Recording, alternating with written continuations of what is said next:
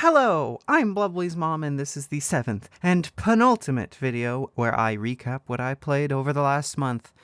The goal, as always, is to play 3 games from each year from the past 30 years, plus 7 additional ones to a whopping 100 games.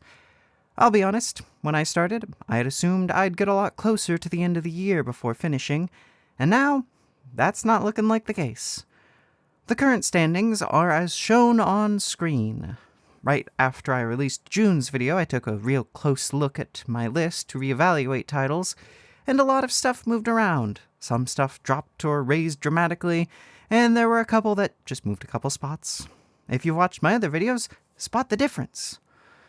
For the games I will talk about today, there will be no spoilers, just the opening premise for the game, its gameplay loop, and any particular thoughts I had about it, then they get ranked. For July, I played 26 games, which are 2018's Wandersong and A Plague Tale Innocence, 2019's Devotion, Terminator Resistance, and Metro Exodus, 2020's Tonight We Riot, Omori, and Spiritfarer, 2021's Foregone and UnMetal, 2022's The Spirit and the Mouse, Tunic and Pentiment, 2023's Swollen to Bursting, Sifu, back to 2021 for Solar Ash, then finishing up 2023 with Bomb Rush Cyberfunk, 2024's Crow Country, Fear the Spotlight, and Arranger, 2025's Eclipsium, Look Outside, and Off, 2026's Don't Stop Girlypop, Mio, Memories in Orbit, and Cairn. I had a very busy July, so let's just get on with it, shall we? 2018.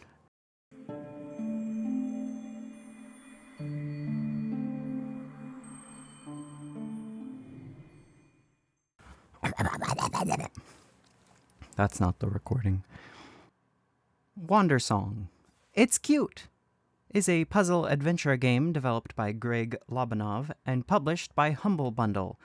I picked it because it looked super cute and the gameplay gimmick looked fun. The opening premise is that the world is in danger. The goddess of creation is feeling that things are a little stale and she wants to start over. Fair enough. But our little bardlet wants to save the world. So we must learn the Earth Song. Adventure to various locales and learn pieces of it from the overseers of the song. The gameplay is simple, running, jumping, and singing. The singing is sung by using the right stick or mouse to highlight notes on a circle around your character. The actual use for this will depend on which region you're in, which utilize the sing circle to very different ends. The puzzles that are this game's pizza and sauce are good, if simple, but none of the mechanics specific to areas overstay their welcome or become tedious by the end. At the outset, the story seems like it will go down one path. It does, and it doesn't. It diverges enough that it doesn't trod well-worn ground, all the more that it sticks to its lungs on what it and its characters believe. The biggest thing I wondered before beginning was how well the singing would hold up. If you're giving a player unilateral control of any instrument, you're asking for trouble. But it never got tiring. There are also a ton of times that the solution to a puzzle will give you a jingle that is pleasant to listen to. When you've got a game about music, it's important to consider it well and deeply, which is done here. Wandersong sings its way to 15th. I really enjoyed this title. It stayed mostly charming throughout with a premise that could have gotten old fast if it wasn't done well. I tired a bit with it toward the end, but I really don't know what you would have cut, so it was probably just my patience.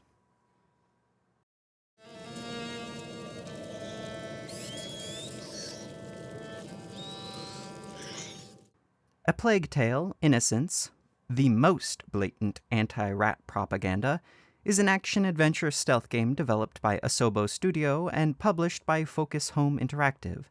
I picked it because I really wanted to know what story lay beyond the premise, and I've had it in my library a while. The game's opening belies where the story ends up, but it starts with our protagonist, Amicia, on a hunt with her father. She is of the Darun family, of unknown status aside from having an estate. An unfortunate, foreshadowy accident happens in the forest, and they return home dogless. Her father prepares to investigate what happened to her dog when the Inquisition shows up. They are looking for her brother Hugo for unknown reasons. Events transpire during their escape, and only Amicia and Hugo escape to begin their adventure. The gameplay is split between stealth and puzzles. Either way, your path will be blocked by religious humans, murderous, or cute rats, also murderous.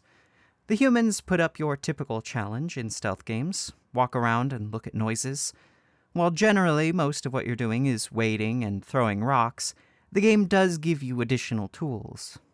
Aside from the new tools, the new parts of the environment that are added along the way change how you approach situations. The rats are all about light management. The rat portions of the game are more of a puzzle, as there's only ever one way through the rats. They flee from light, and so you'll be looking through the environment at what can provide it, with specific anti-rat tools given at a pace that keeps the threat different every time you face it. The human and rat elements combine at various times to good effect and provide for fun new challenges. This game goes places that I never would have dreamed. Like, I won't talk about it because no spoilers, and what I've talked about and shown is just the first hour or so. Sure, the game hints at some things that happen, but there were bits toward the end that absolutely floored me. That isn't to say that the emotional beats of the story landed with me. In general, I was thoroughly whelmed and mostly intrigued, but not much beyond that. Amicia and Hugo's relationship, and the other characters you meet along the way, just never resonated with me. I'm unsure whether it's because there wasn't enough time in the game to make me connect with the characters, or the characters themselves. Before the game gets rated, I have one thing to bring up. This game had something that absolutely blew my mind. It had the cleanest swapping between display modes I've ever seen. Almost every higher graphic load game takes a couple seconds to switch between windowed, borderless, and full screen, but here it was smooth as butter. Completely irrelevant, but mind-blowing nonetheless. A Plague Tale: Innocence scurries its way to 28th. It's a thoroughly competent game, if a touch lackluster in some areas. 2019.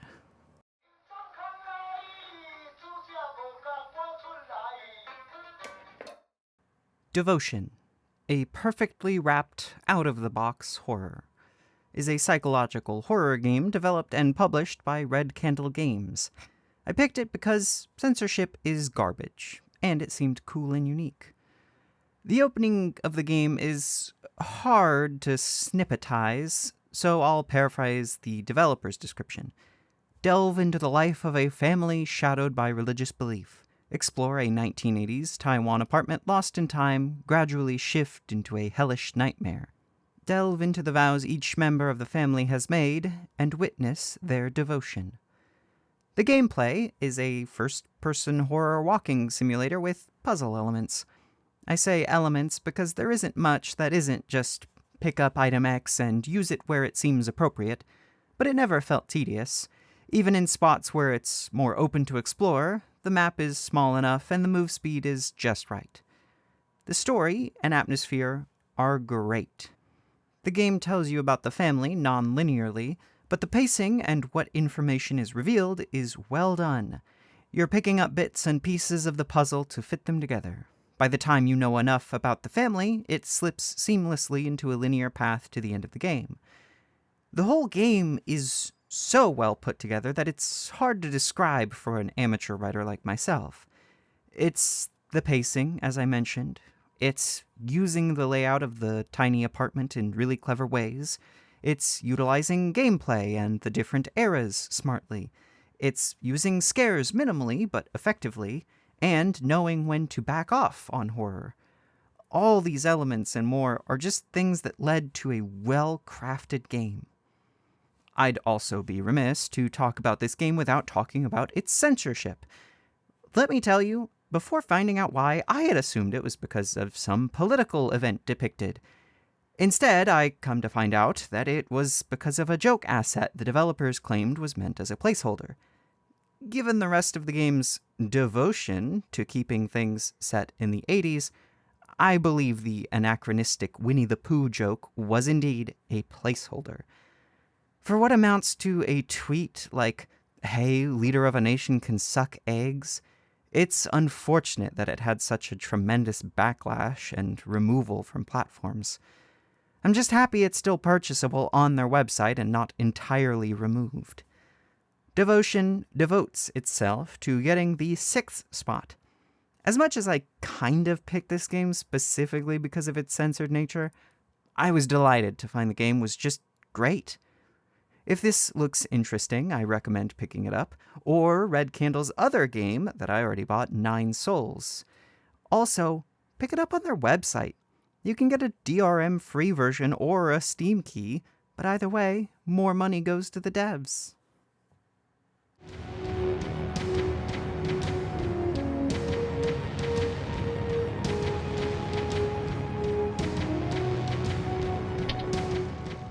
Terminator Resistance. It's Terminator. It's gonna have robots and time travel. It's a first-person shooter developed by Teon and published by Reef Entertainment. I picked it because it just seems bizarre, right? A Terminator game I've heard is a bit of a hidden gem. How does a Terminator game fly under the radar? The game opens with a Resistance member being attacked by a, you guessed it, Terminator! He's saved by a mysterious voice telling him what to do. He escapes and joins a scavenger group until he can find the Resistance and give them some vital info. It's a Terminator game set during the actual robot war part. What more is there to say? It is an FPS to its core, but I think it also understands the assignment of doing Terminator-y things. Terminators are well-built death machines. You're not going to be blasting your way through the game, so by necessity there's a lot of sneaking.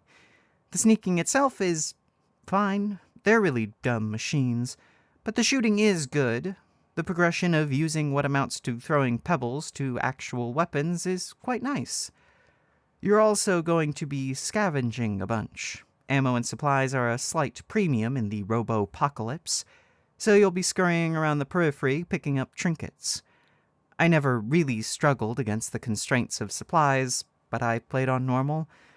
Part of that is because I did quite a bit of the side content. In spite of that, I feel mostly tepid about the game, as a lot of the systems at work play well but don't shine. There are 2 elements I was really fascinated by. The in-between missions has you return to a base and turn in and accept side quests. Through this, you get to know a couple of characters through a little dialogue. But they included a romance option? 2, actually. I shouldn't even be calling it romance, because both options get sprung on you out of nowhere. I mean, it's not like I didn't see them coming. They designed 2 women characters and gave them jiggle physics. It just felt gratuitous. It's a 10-hour game about sneaking and shooting robots. Did you really need on-screen sex? The other part was that a couple of boss fights suck. They're just bullet sponges. Each one was tedious in uninteresting ways other than portraying a robot that is hard to take down. Also, losing stealth progress to a death is frustrating, but with save anywhere it's not too bad. There is also a roguelike edition that I believe is free, where you play as a Terminator running around a map trying to find a Resistance base. It was neat. It's scored, so it's replayable, and you feel almost unstoppable. Almost. Terminator Resistance terminates its way to 33rd. It's low mostly because its story isn't spectacular. Everything else was perfectly standard. I never had any big moments of wowsing.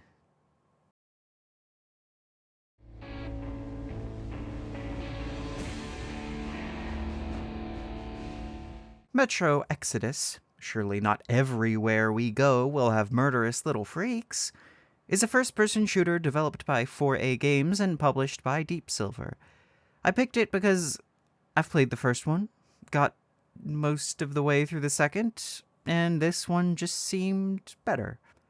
The premise is that the nukes have dropped, and in Russia, those who survived are the ones who fled to the Moscow metro. Our protagonist, Artyom, believes that there are people outside the city, though. He continuously makes dangerous trips to the irradiated surface to receive radio communications from the world, to no avail. Eventually, however, he sees a train. Shenanigans ensue, and you and a small group leave Moscow by that train. Yet more shenanigans ensue. The gameplay is actually remarkably similar to the Terminator. Much sneaking, very shoot, crafty craft. I do think the experience of play is drastically different, though. You're more fragile, there's greater enemy variety, and there's a greater emphasis on stealth and sneaking. 4A Games has also had the time to get the game feel right, so it's no wonder it's better here. I thought, incorrectly, that the layout of the game would be going by train to a new small open world map, complete objectives until you leave, and I was wrong. Instead, it explores doing levels linearly and then openly, so it keeps the exploration fresh by breaking it up. The crafting was a treat. I think if a game has crafting in this way, it's best done like in Metro Exodus, unless it's really focusing on it. Grab item becomes scrap. Scrap becomes upgrades and repair.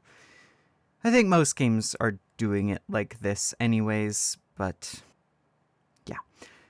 While this is unremarkable for other games, a major breakup from the standard for the Metro series is that guns stick around. You generally unlock guns to be swapped out on the train, complete with add-ons.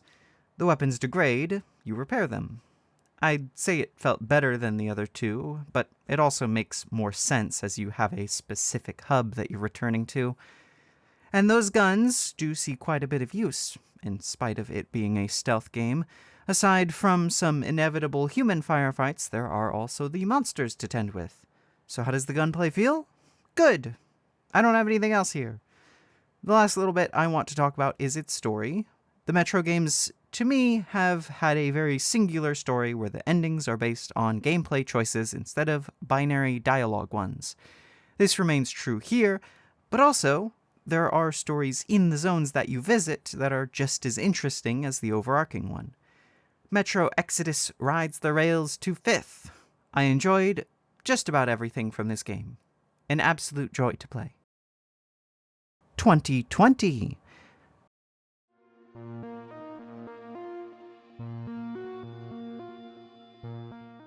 Tonight We Riot. Workers of the world, unite! You have nothing to lose but your chains. Is a beat-em-up developed by Pixel Pushers Union 512 and published by Means Interactive. I picked it because I have a deep desire and fascination for radical change. The opening of this game is as simple as any other beat-em-up. The ruling class has been taking advantage of the working class for long enough that they're sick of it, so they riot. The gameplay coincides with its general appeal to a desire for a class that works together. You control the leader of the workers. You control however many workers you have kept alive by moving them like Pikmin. If the leader dies, a new one takes their place. Combine running into groups and beating them to death with some items that have specific use cases, and you've got a tidy little package. I think I've had this game on my wish list since it came out. I think more for vibes than actually enjoying beat-em-ups. So did it deliver? Mostly. I wanted this game to be or control better, but I'm still not overly disappointed with the result. This game is 2 to 3 hours of vented anger and catharsis, and referential jokes. There are spots that are difficult, but not overly. The story is minimal, and the bulk of dialogue is those jokes and references. There's not much more to say. Tonight We Riot joins a union and gets 31st. Competent with bugs. I never expected this to be a breakout hit, and it wasn't. Not surprising. When the moon hits your eye like a big pizza pie, that's Omori. Oh, hi there. I'm Blubbly, and this is my pizza analysis for Omori. Blubbly? Who are you talking to? Ah, pizza, damn it. No one, Mom. All right, gamers, I gotta go, but watch out for the next Blub video. Was that good, Mom?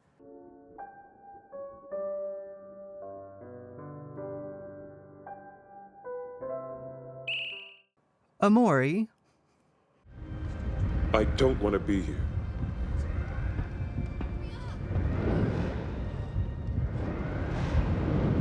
Then why do you exist here?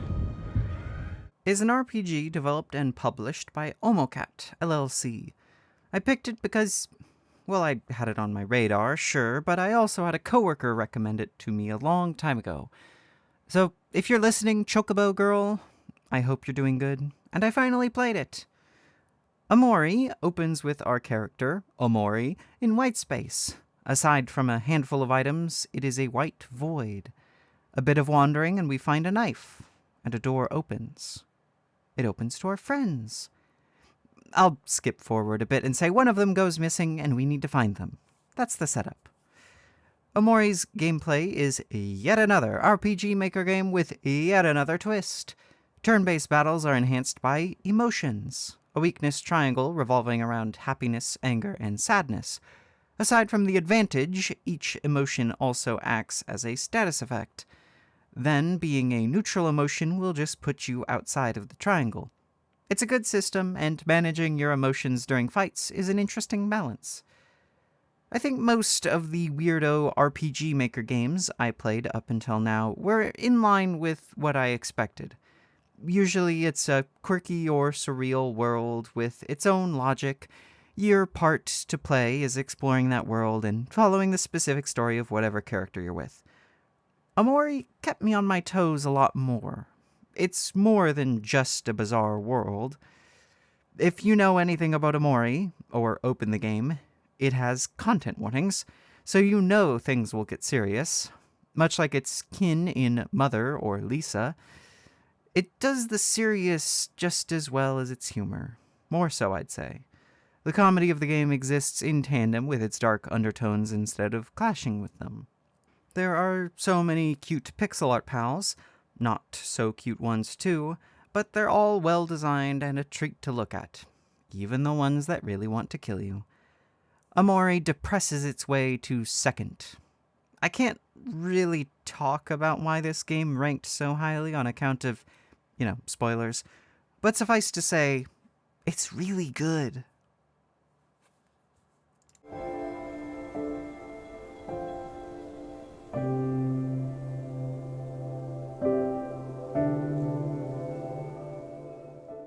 Spiritfarer, come on Grandma, it's time for bed, is a management sim and sandbox action game developed and published by Thunder Lotus Game. I picked it because it's going to be a game that makes me cry. You play as Stella, a person chosen to be the new Spiritfarer after Cairn shuffles their non-mortal coil. Your goal is to ferry wayward souls and complete their wishes to guide them to the Everdoor, where their soul moves on. The gameplay wears a lot of different hats, even if Stella doesn't. You set destinations on your boat, and while it's in transit, you can go about tasks on your boat. Then you land and can chat and collect items there. This game is minigame central. Chopping trees, fishing, collecting astral jellyfish. It's got a lot. All in service of getting materials either for your passengers or for improvements to the boat. On each island, there is also some platforming challenges. I initially wrote that it went on a little long. The problem is twofold. One is that more than once I found myself waiting for a thing to be done because I had missed something that needed doing, and so time or resource gated myself. The other is that a couple of post-release added spirits extend the game beyond what feels natural. It's an odd problem to have that wouldn't be present if the game didn't progress the way it does. Hard to discuss without spoilers. Also hard to discuss is the ending. I guess I can just say I'm split on it. I felt it weird the way it went. Also, putting in completionist things in a game like this is weird. It seems to me very antithetical to what the game is out to accomplish. Spiritfarer guides my soul to give it the 6th place on the list. So, I had a lot of complaints for this game, but it was a ton of fun to play, and each spirit was interesting to learn about. 2021.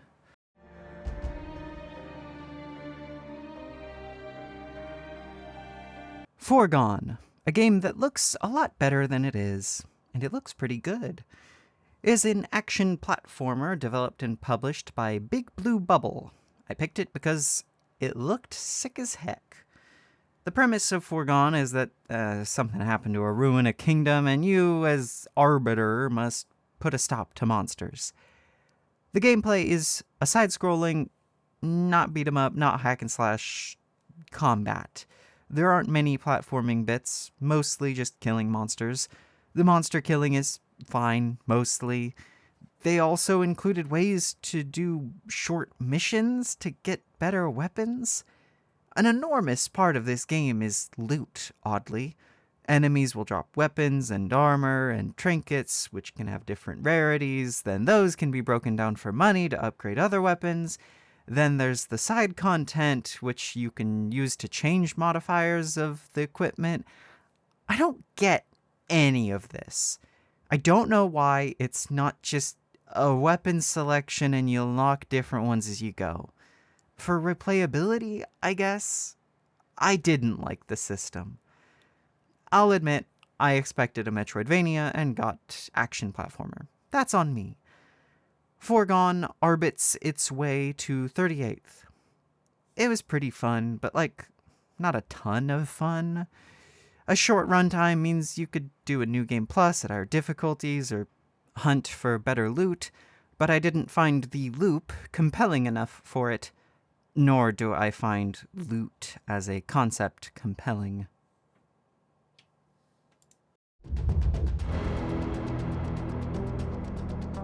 UnMetal, a true pastiche of 80s and 90s things, complete with out-of-pocket racism, is an action-adventure stealth game developed by Unepic Fran and published by Versus Evil.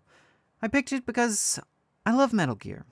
Once upon a time, it was a series I really wanted to play, but was so daunting. Then a friend urged me to play it. Shout out, well, you would know who you are if you're watching. I hope you're doing well. Check out Merry Gear Solid 2, The Ghosts of Christmas Past. I haven't looked, but it seemed funny. But you've probably already heard of it. Anyway, she had me play the Metal Gear games chronologically, which was a really fun way of doing it. So I saw UnMetal, a clear pastiche of the original Metal Gear games, and I was super intrigued. UnMetal opens with a helicopter being shot down. Jesse Fox, our protagonist, is arrested for a crime he didn't commit. Again? Taken in by the military, he begins to tell his story of the first time he was arrested for a crime he didn't commit. The gameplay is stealth. You go onto a screen and must make your way to another edge of the screen to continue. So on, so forth, until the credits. But of course you've got items to help your cause and solve puzzles. Before I talk about the game, there was this coincidence cascade involved. I'm breaking it down into the bare steps because otherwise it was just too much to talk about. On a trip with the Metal Gear Recommender, I found Blubbly. I played Metal Gear and became a fan of the series. I saw UnMetal and I put it on my wishlist. Blubbly became a big fan of pizza. I began a silly project to play 100 games and put UnMetal on that list.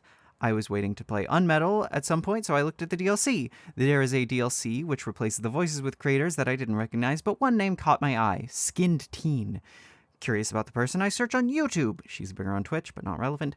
She doesn't have many views or subscribers, so I look at the oldest videos to see how long she's been at it. I click on a random Twitch clip, which is a joke, followed by a soundbite. The soundbite is from David's Pizza commercial. Blubbly's life changed. I only bring this up because so many things had to go right for all this to happen, and even have any significance, and being able to track most of those coincidences is neat. Back to the game. The bosses were mostly fine. A couple of weirdly difficult exceptions put a bit of a bad taste in my mouth, but what can you do? Also, there are some long, punishing stretches that don't have autosaves. Those are dumb. The humor is actually good 95% of the time, which is a pretty good average for a game trying to be funny. I was really enjoying it right up until the racist bit. Context time. The entire time you're sneaking through the base, it's just semi-nameless grunts. Then you get to a floor of Japanese mercenaries. Their bit is that their field of vision is wider, but they go down in one punch. Fair enough, gameplay diversity. Fair enough to pick the nation of the creator of the series you're parodying. Then you get to the boss. Why would you ever have somebody do an accent like that? It baffles the mind. I mean, it's racism, that's the reason, but like, everything else about the game was just fine. UnMetal snuck its way to 25th. It's very faithful to the MSX Metal Gear games in vibe and funny in its own right, mostly. 2022.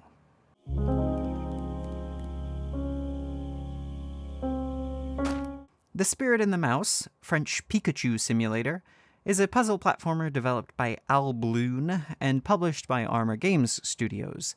I picked it because, I'll be honest, it was an Epic Games giveaway, but it looked cute. The premise is that as a cute little mouse, you have the odd desire to help the people of a small town you're in. On an attempt to help someone, you get lightning bolted and lightning empowered by a spirit, hence the name. The gameplay is running around as a mouse and solving puzzles. Your actual goal is to help little electric sprites to bring happiness to the people of the village. Mostly this just involves helping the sprites with their own problems so they go back to doing their jobs. I honestly don't know what to say.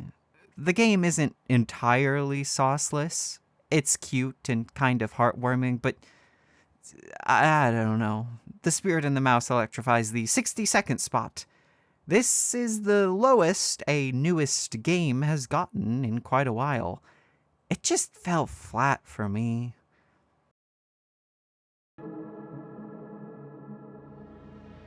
Tunic, the most times I've said, yeah, okay, whatever, is an action-adventure game developed by Isometricorp Games and published by Finji.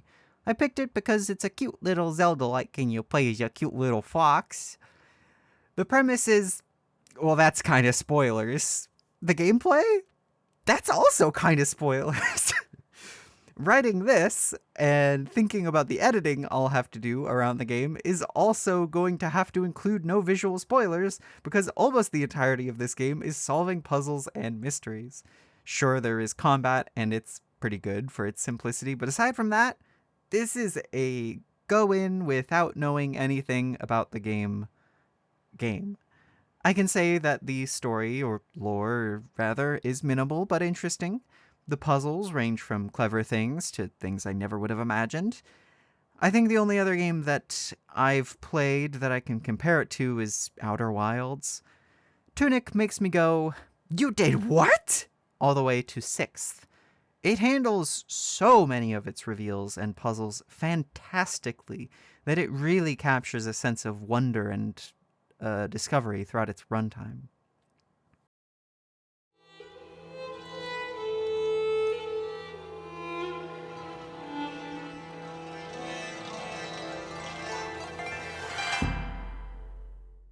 Pentiment, the medieval nerd's Disco Elysium, is an adventure RPG developed by Obsidian and published by Xbox Game Studios. I picked it because, gosh, there's certain games that just have such immense presence. A thing you look at that radiates quality. So here I am. Pentiment's story doesn't even really get going in the first hour, but you play as Andreas, a journeyman artist visiting a small abbey in Tassing, somewhere in Upper Bavaria, to learn from the monks there. The entire game revolves around the town and its people over the course of 25 years. The gameplay is selecting dialogue options. Technically, there are a handful of mini-games, but you walk around a small village and talk to people. Add on to that with some decisions about your character, and you have unique things to talk about with people. As this game involves a lot of reading, it utilizes that for its speech bubbles. Each character's speech is written in stylized script. Is it the block set of a typesetter, cursive of a commoner, manuscript styling of a member of the church? All of these determined not even by the people themselves, but by your character. It's how the character perceives them. So if something changes about how your character sees someone, so does their speech. Good stuff. Obsidian really nailed the place and its progression over time, as well as the decisions you make affecting the town. Following the townsfolk's lives and the greater changes of the world was so intriguing. Something I didn't expect out of a story told in the settings period is the presence of queer people and feminism? I'm sure any presence at all would have people calling it woke, but people are going to be gay and wish for more rights, no matter the era.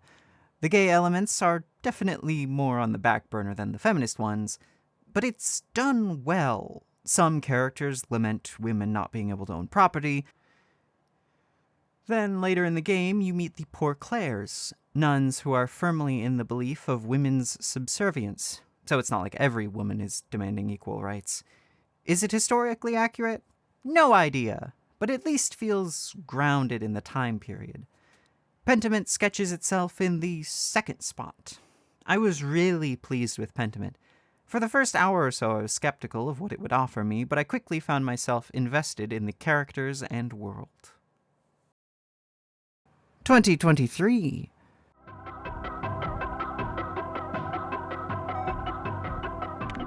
Swollen to bursting until I am disappearing on purpose.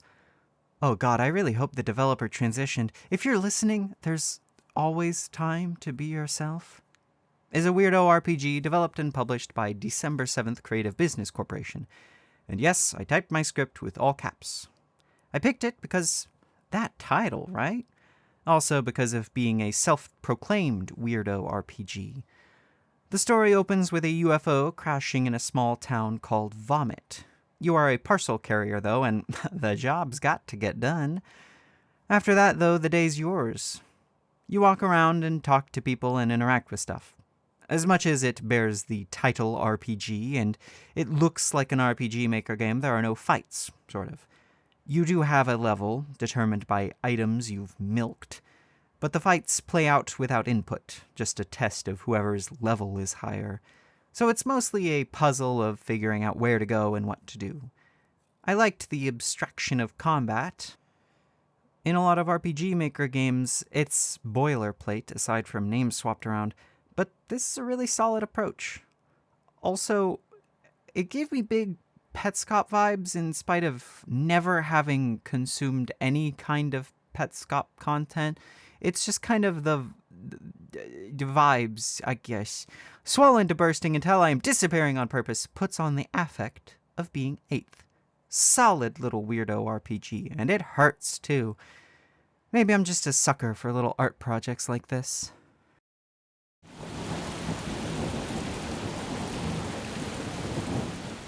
Sifu, I totally parried that, is a beat-em-up developed by Slowclap and published by Kepler Interactive. I picked it because I got it from a free Epic Games giveaway. Also, it's supposed to be like good and fun and cool and whatever. The premise is that a group of martial artists killed your Sifu, and 8 years later you want revenge. The gameplay is a much more refined version of a beat-em-up. It's a lot closer to a fighting game with the amount of combos you can pull off and the need to read how opponents will come at you. A core mechanic that's worth mentioning is that as you die, you age. At decade breakpoints, you gain damage and lose total health. This game is stylish and cool as hell. I haven't watched any Hong Kong action movies, but I feel like it gets the vibe. Even though it's made by a French studio.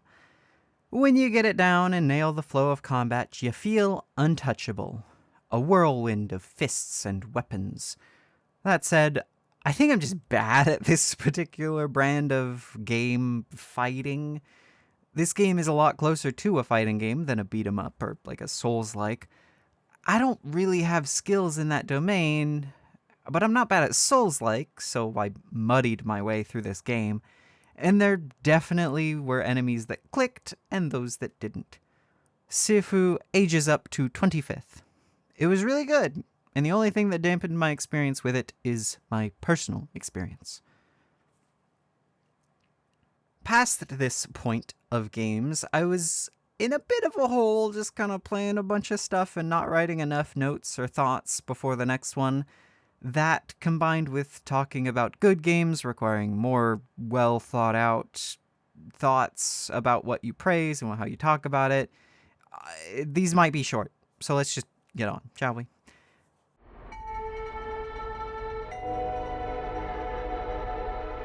Solar Ash, We Made Gay Sci-Fi Sonic, is an action-adventure platformer developed by Heart Machine and published by Annapurna Interactive. I picked it as a replacement for Fuga, Melodies of Steel, because I picked up the SGDQ 2026 bundle and my wife wanted to watch all of Fuga, but I didn't want to continue putting off finishing 2021's game, so here we are. The premise is that a black hole called the Ultra Void is about to demolish your planet. So you and some other Void Runners have taken, there's a lot of proper nouns, the Star Seed to collapse the Ultra Void and save the planet. The gameplay is movement. Glide, grind, and grapple your way across maps and enemies. Also solve environmental puzzles. Solar Ash guides its way to 21st. It's a very pretty game with a neat story, and none of the punishment for failing challenges was too bad. Tight little game.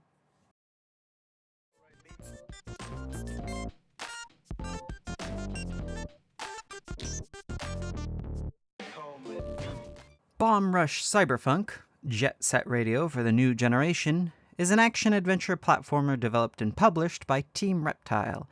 I picked it because I've got Jet Set Radio later, and this one's supposed to be good too, and it was also in that GDQ bundle. Yeah. The opening premise is that you are a graffiti artist in New Amsterdam, jailed. Someone busts you out, but right before your escape, someone chops your head off. The person helping you escape replaced your head, though, so you're good. But wouldn't it be nice to find your head? This game's gameplay is movement, like the last one, but it puts a lot more focus on tricks and keeping a combo than keeping up momentum. The actual loop of play is something like go into an area, tag it to take on trick challenges before facing the equivalent of a boss. I like that this game felt challenging but not hard, just building on what skills you're learning at a nice pace. There were some boss fights that felt a bit confusing or bad at worst, but it wasn't the norm. Bomb Rush Cyberfunk styles its way to 7th. This game has presence. Its art, music, and gameplay weave together beautifully together to form something that is really a joy to play. 2024.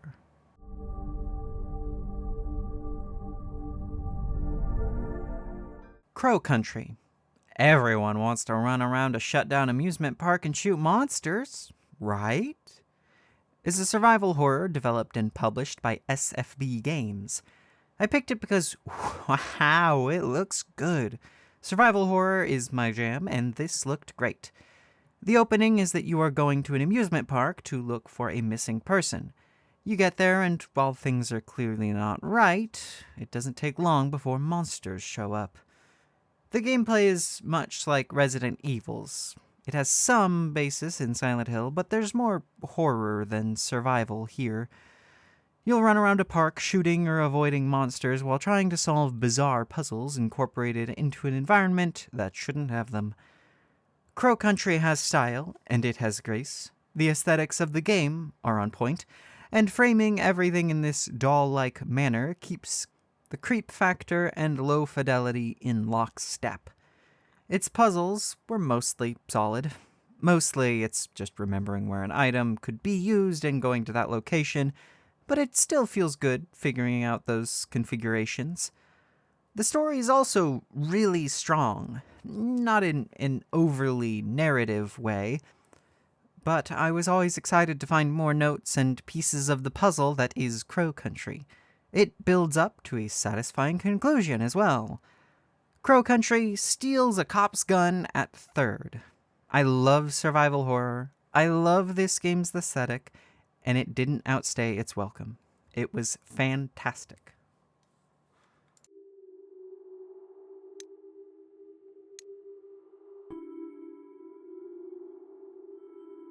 Fear the Spotlight, 2 gay movies in one game, is a survival horror stealth game developed by Cozy Game Pals and published by Blumhouse Games. I picked it because, say it with me, I got it free from an Epic Games giveaway! Also, it looked cool. It opens with your gay ass breaking into a school to impress a girl. You play as Vivian Singh, certified nerd, taking Amy Tanaka to go use a spirit board. It's a date. You're on a date. But when the spirits start talking, Amy gets kidnapped. Go save her, you little lesbian you. The gameplay is almost walking simulator. Sure, there's necessary sneaking and puzzles, but nothing is ever challenging. It's mostly there for ambiance. It's funny, entering firmly into the era of nostalgia-bait design philosophy. Like, I get it. It's a double whammy of easier to develop and an aesthetic that is unironically appealing to me, but, like, also replicating the idea of reality, which I guess just is what nostalgia is. Nothing looked like this game does 20 years ago. I would know. The only true standout for this game, apart from its lesbians, is its lockpicking. I've never seen lockpicking like this, and I don't have footage, so I can't even show you, but it's a puzzle instead of hunt and pick the lock spot. Each tumbler has shapes and lines, and you match them up with the things on the side, and you have to, which ones. It's so hard to explain without a visual, but it's good, I promise. I think it's the best lockpicking in, like, any game I've played. The only other thing is that your movement speed, real slow. I don't think it'd be so remarkable if it didn't look like your character was trying to run, but going at a pace that seemed like a fast walk. Fear the Spotlight stays out of the spotlight at 40th. It was a perfectly competent game that was perfectly whelming.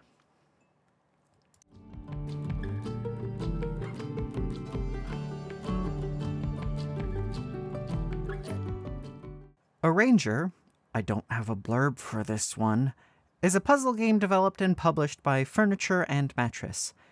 I picked it because I wasn't vibing with my other choice, and Arranger seemed like something I would enjoy more.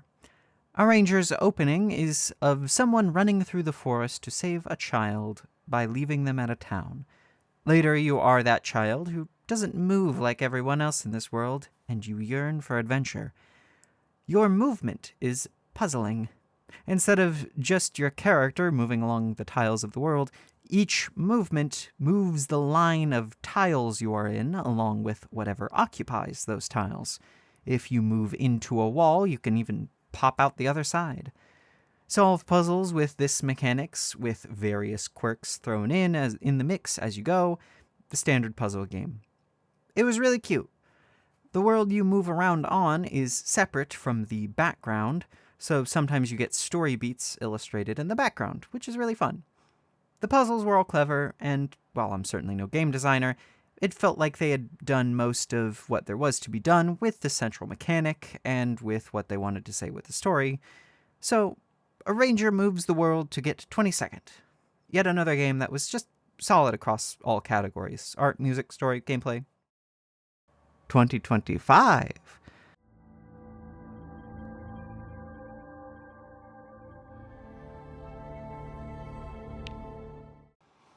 Eclipsium, love child of David Lynch and Dithering, is a surrealist horror game developed by Housefire and published by Critical Reflex. I picked it because I like horror a lot and it looks like a vibe. The opening of Eclipsium is a photo montage, and you wake up in a hospital There's not a lot of concrete answers to be found here, I'll be honest. The gameplay is a walking simulator with puzzles. There are one or two spots where you can technically die, but it's walking. As this game is largely vibes and imagery, and what you take away from it, though, there's not much I can talk about here without spoilers. There was indeed strong enough imagery and themes that I gleaned from it, though I won't share those thoughts with you. Mwahahaha. Eclipsium morphs into 22nd. If you like the look of this game, and like the abstract or surreal, I'd definitely recommend checking it out.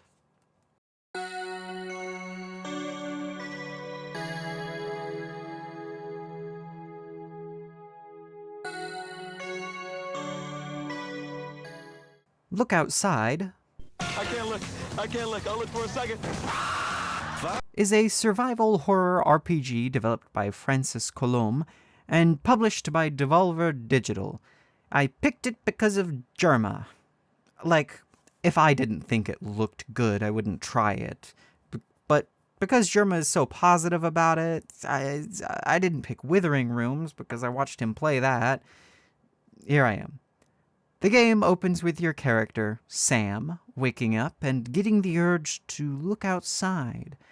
There's even a voice from the apartment next door that agrees. After a moment, though, that voice, Sybil, shakes off that feeling and tells you emphatically to not do that. She also tells you that with whatever's happening that you shouldn't be looking at should blow over in 15 days. So just hang out until it all blows over. Right? Right? The gameplay is yet another RPG maker. Let's go! Of course, it's with its own gimmicks and bits and pieces. So, you wander around your apartment building, solving people's problems, staying alive, and definitely not looking outside. Oh boy, this game. Oh boy.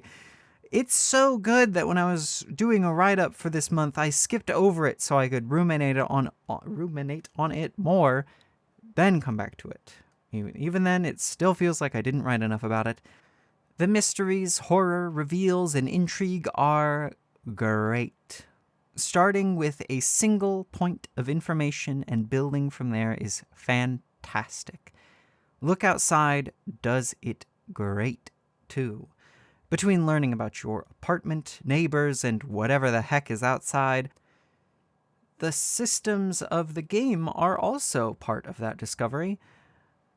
So it all lends to this sense of wonder as you explore the world, or the apartment building. To say you can recruit allies is not a surprise of the game, but the surprise is just how many and how varied the process is for getting them. From people just showing up at your door to complicated paths of unlocking them, it's a joy to figure out or miss them, because the game also lets you know later with your character thinking about how things could have gone differently. It's great because it gives you a hint for the next run at the game. Look Outside is the new greatest game of all time. I absolutely loved playing through this for the first time, and unusual for me, I want another go at it in the near future to see what can change.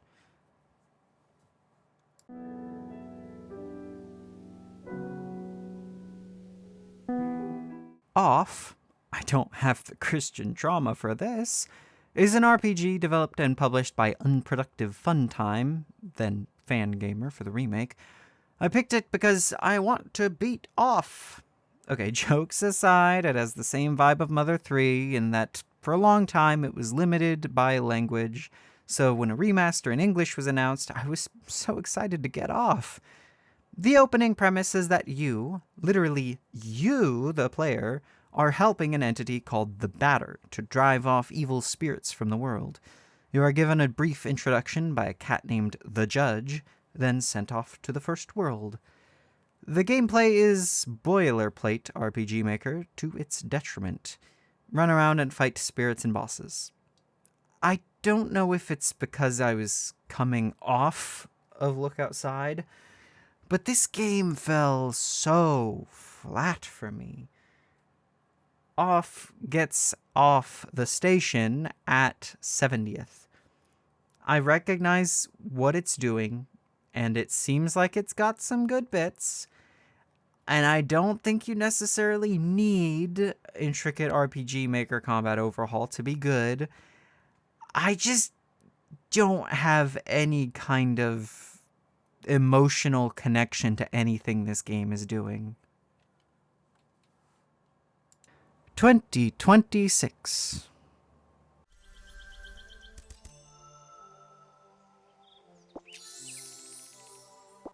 Don't Stop Girlypop, Don't Stop Unless There's a Cutscene, is an FPS developed by Funny Fintan Softworks and published by Quayle Gaming. I picked it because... Okay, listen. If my list had every game I've ever played ranked, Ultra Kill might be number one. It'd be really up there, I'm not sure. But one look at this game's aesthetic and gameplay made this an absolute must-have for me to play. The premise is that some corporation is taking a crucial resource and you're helping the fairies on the planet to stop them, with guns and movement. The gameplay is shooting and moving. It's in the name, after all. You have a variety of weapons in your arsenal, and all are improved by your move speed. Get to an arena, shoot enemies, and get to the next arena. I have more criticisms for this game that I was hoping for.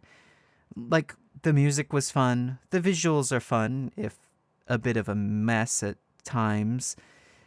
Like, sometimes I wouldn't even know where the next enemy was. But there are bits and bobs that bring this game down. Movement, which is a core part of this game, has a bit of an issue. It's tied entirely around a ground pound, jump, dash, in that order, which you must almost always be doing because you lose speed so fast, even in air while moving. You're always performing this 3-button combo while doing everything else in the game, and it's just a lot to handle. The other issue is that cutscenes grind you to a halt.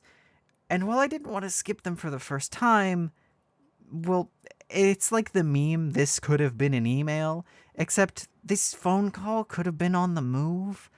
Why stop me for so long to talk on the phone? Phones are mobile. You're stopping this Girlypop. Also, the platforming segments were awkward and overly punishing. Sometimes environmental sameness would get me turned around. There was a segment requiring rhythm that I absolutely hated. Don't Stop Girlypop moved up to 23rd. While I had some criticisms that feel like they run deep into the game's designs, their gripes were not halting, though I get they could be for others. It's a game that I would have a hard time recommending if you're not absolutely sold on the bit it's doing.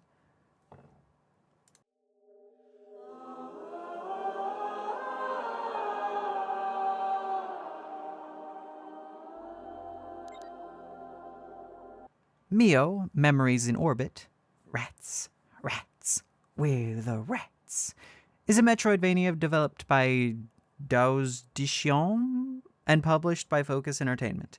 I picked it because it's a gorgeous Metroidvania, and I like Metroidvanias. The premise is kind of tropey Souls-like at this point. You wake up in a ruined city and explore it to try and fix its problems. This one is all robots. The gameplay is a Metroidvania. Run and jump in a 2D environment, fight enemies and unlock abilities that give you better traversal techs. It's really hard for me to tell what the mix of my love for this game is between my love of Metroidvanias and this game specifically. This game is time-gated, kind of. Over the course of the game, your max health gets chipped away by a story element, which is certainly a choice. I appreciate it artistically and thematically, but it sucks having a time limit.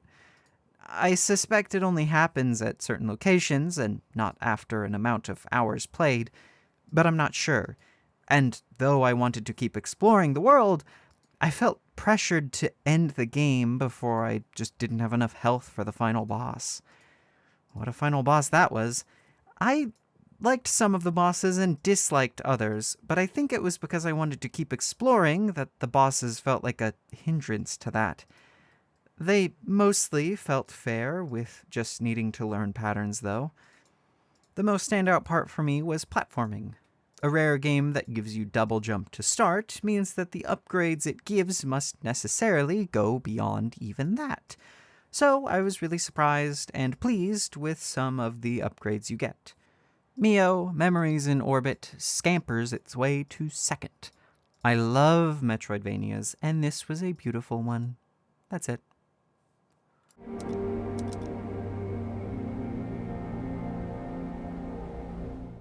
Cairn!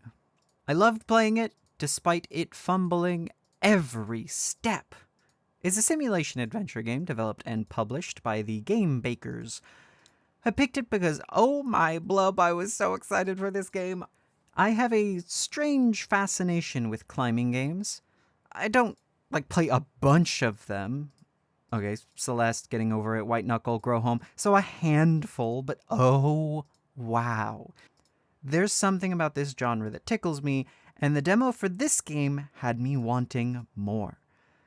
The premise is that there's a mountain called Kami. No one has ever summited it. Many have tried. Ava, our protagonist, aims to do just that. The gameplay is all climbing. There is also food and health to worry about, but it's a minor worry. You control all 4 of your limbs independently as you grasp every hold and crack you can find on the way to the top. The only problem I had with that is that the auto-select of the next limb has 30% chance of just being really bad.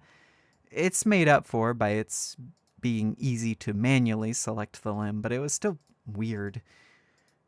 I get that it's a hard problem to solve, though. So when I played the demo for this game, I wanted one thing out of the main game. More of what was in the demo. Interesting climbing challenges and puzzles. It's exactly that.